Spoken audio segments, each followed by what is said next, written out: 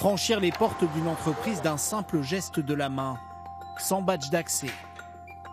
Déverrouiller son ordinateur, une photocopieuse, ou même dans cette entreprise américaine payer au distributeur sans carte de crédit. Je scanne, je choisis le paiement par carte, je mets la main, comme un téléphone, et c'est payé. Derrière ce geste, une technologie semblable à celle du paiement sans contact. Et une puce électronique, comme celle-ci, logée sous la peau entre le pouce et l'index. Dans le monde entier, plusieurs entreprises proposent déjà à leurs employés ces drôles d'implants, pas plus gros que des grains de riz.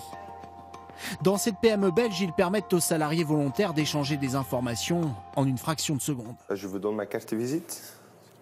Alors serons-nous un jour tous équipés de puces comme celle-ci? Et quels sont les risques? En France, ce tatoueur a déjà implanté plus d'une centaine de ces micropuces à l'aide de cette petite seringue stérile. Et donc quand on est ici, on va implanter à l'intérieur vraiment de la peau, sous la peau. Une fois qu'on sera là, on va décharger la puce justement pour qu'elle arrive à l'endroit qu'on a choisi. Dans la vie quotidienne, ça ne gênera pas, même sur des mouvements de pouce, même en fermant le poing, toute cette partie-là est vraiment très très stable et c'est assez petit de toute façon pour que ce soit pas gênant. Selon lui, aucun risque pour notre santé car ces puces n'émettent aucune onde. Mais comment fonctionne-t-elle? Cette jeune femme, implantée depuis 2 ans, a accepté de nous faire une petite démonstration. Sa puce peut mémoriser une centaine de caractères. Par exemple, bonjour France 2. Un message que son téléphone, ça a écrit sur la puce, peut ensuite reconnaître. Bonjour France 2. Ah, ça a marché.